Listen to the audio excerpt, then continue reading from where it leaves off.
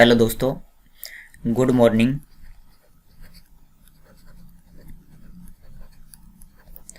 तो आज हम 16 अक्टूबर की करंट अफेयर पढ़ने वाले हैं।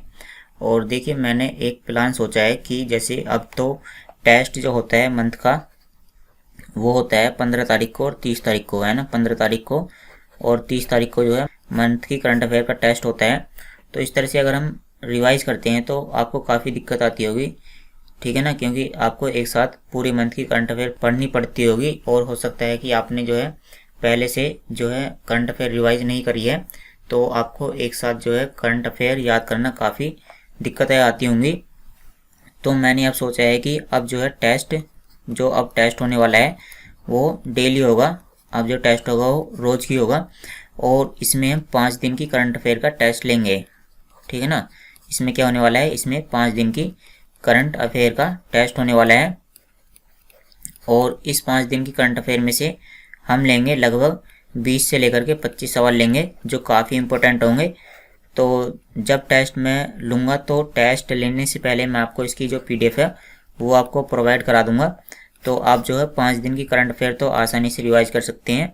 और जैसे ही आपको ये रिवाइज हो जाएगी तो हम अगले दिन क्या करेंगे कि अगले दिन उसका टेस्ट ले लेंगे, ठीक है ना। डेली की डेली टेस्ट होगा 5 दिन की करंट अफेयर का।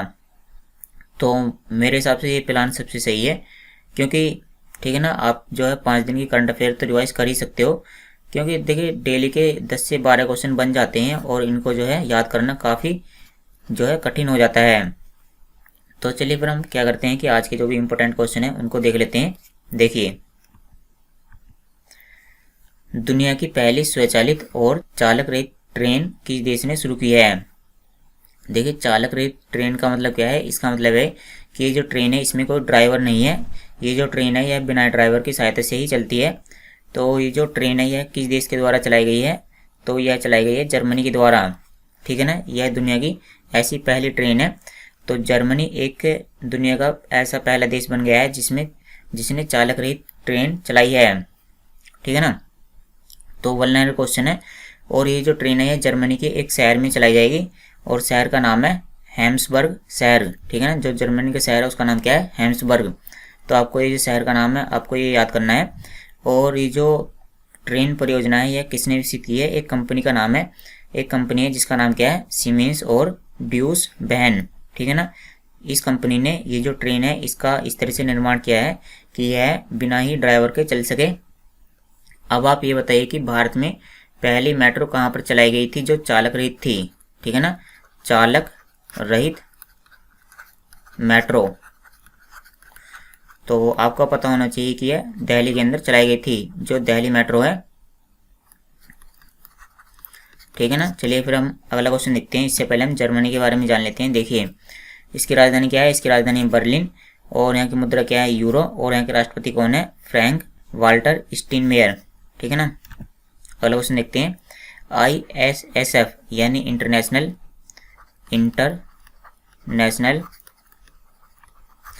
स्पोर्ट्स शूटिंग फेडरेशन, ठीक है ना। आप बताइए कि इसका मुख्यालय कहाँ पर स्थित है। इसका मुख्यालय मुनीक, या चलो मुनीक लिख देता हूँ, मुनीक जर्मनी के अंदर इसका मुख्यालय है।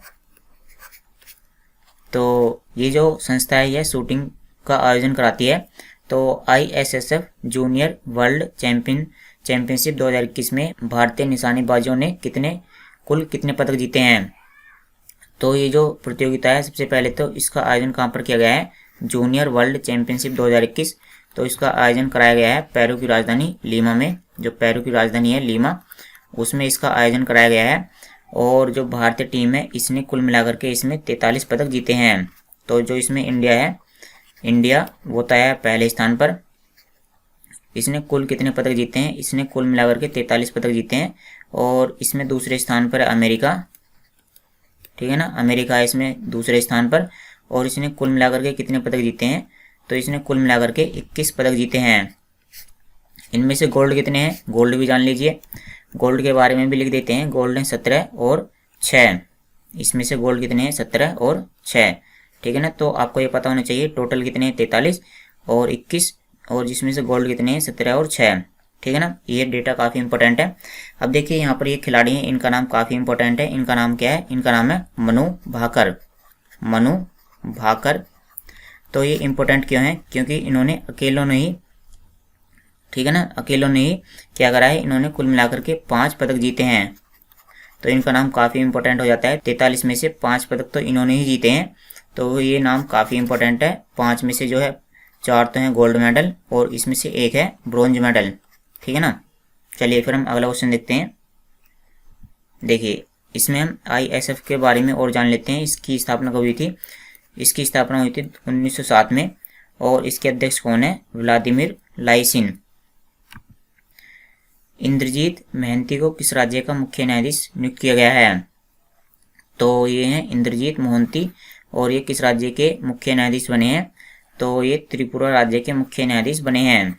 देखिए अभी हाल ही में क्या हुआ है कि हाल ही में हुआ है कि 5 मुख्य न्यायाधीशों का तो तबादला किया गया है, यानी उनको एक स्थान से दूसरे स्थान पर भेज दिया गया है।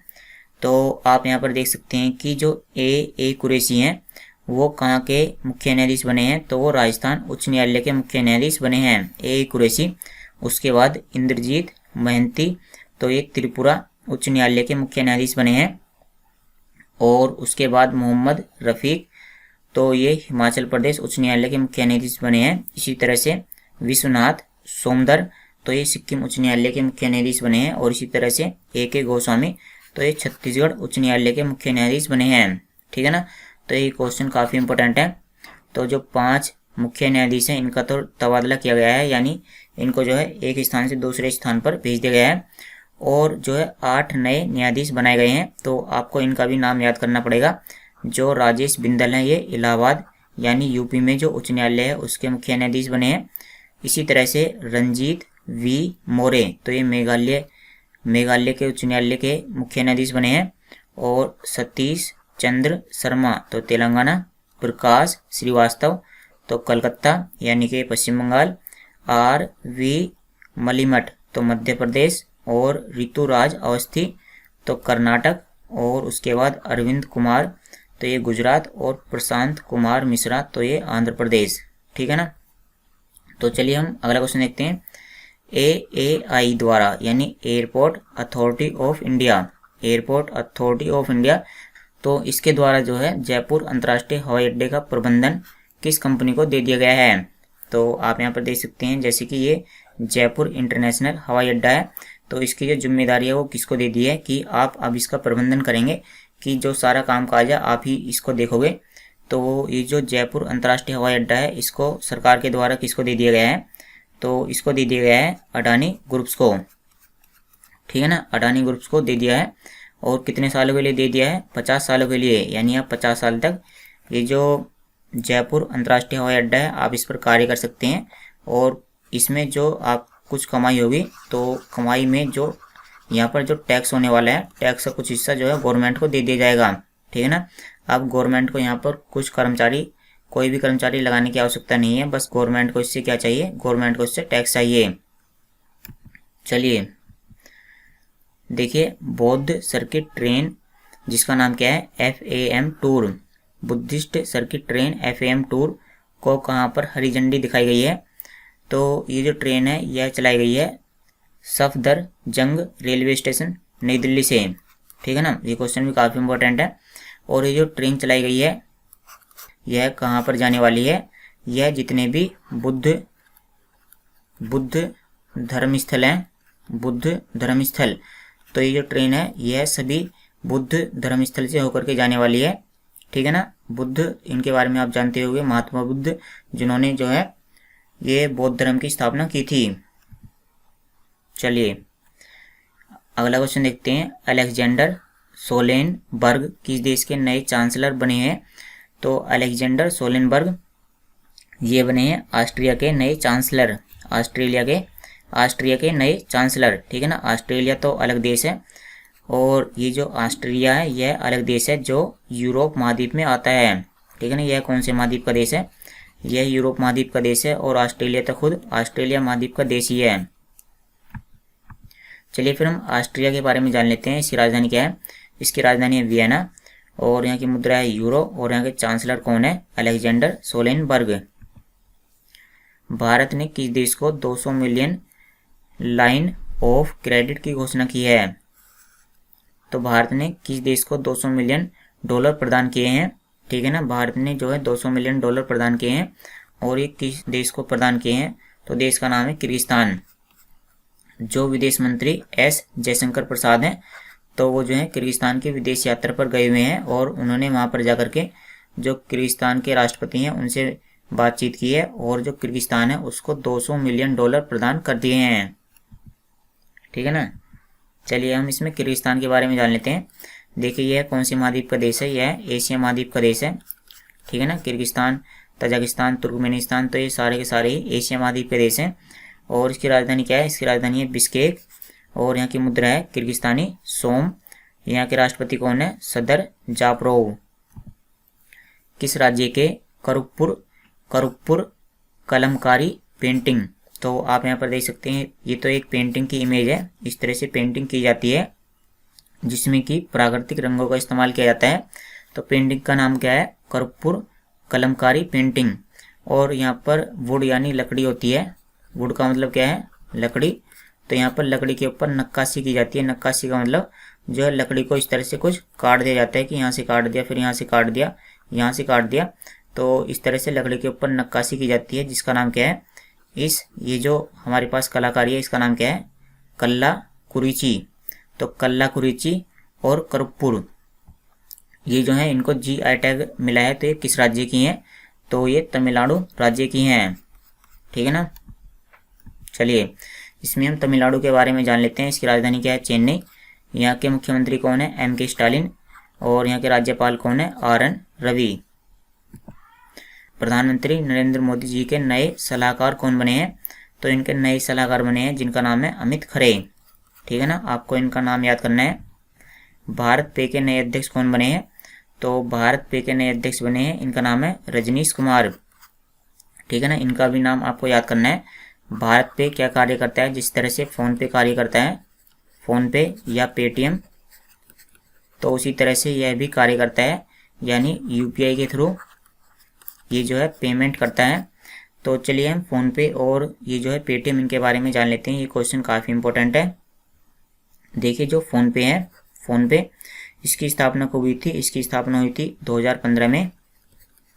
इसका मुख्यालय कहाँ पर स्थित है? इसका मुख्यालय बेंगलुरु में स्थित है, बेंगलुरु। और इसके जो CEO हैं वो कौन है? समीर निगम। इसके CEO कौन है? समीर निगम। और ये जो पेटीएम है इसकी स्थापना कब हुई थी? पेटीएम की स्थापना फ़ोन पे से पहले हुई थी और इसकी स्थापना 2009 में हुई थी। और पेटीएम का मुख्यालय कहाँ पर स्थित है? इसका मुख्यालय नोएडा, नोएडा UP के अंदर स्थित है। और इसके फाउंडर और CEO कौन है? विजय शेखर शर्मा, विजय शेखर शर्मा। ठीक है ना, ये इंपॉर्टेंट क्वेश्चन है दोनों के दोनों ही। और फिर हम किसके बारे में जान लेते हैं? अब हम भारत पे के बारे में जान लेते हैं। तो आप यहाँ पर देखिए भारत पे, इसकी स्थापना कब हुई थी? 2018 में। इसका मुख्यालय नई दिल्ली में स्थित है। और इसके अध्यक्ष कौन बने हैं? रजनीश कुमार। हाल ही में किस राज्य ने सरकारी कर्मचारियों के राजनीति और चुनाव में भाग लेने से प्रतिबंध लगा दिया है? तो आप यहाँ पर देख सकते हैं, ये हैं हरियाणा के मुख्यमंत्री मनोहर लाल खट्टर। और इन्होंने कह दिया है कि जो सरकारी कर्मचारी हैं, यानी जो सरकारी विभाग में कार्य करते हैं, जैसे जो क्लर्क वगैरह होते हैं या जो भी IAS अधिकारी होते हैं, तो वो राजनीति और चुनाव में पार्टिसिपेट नहीं कर सकते हैं।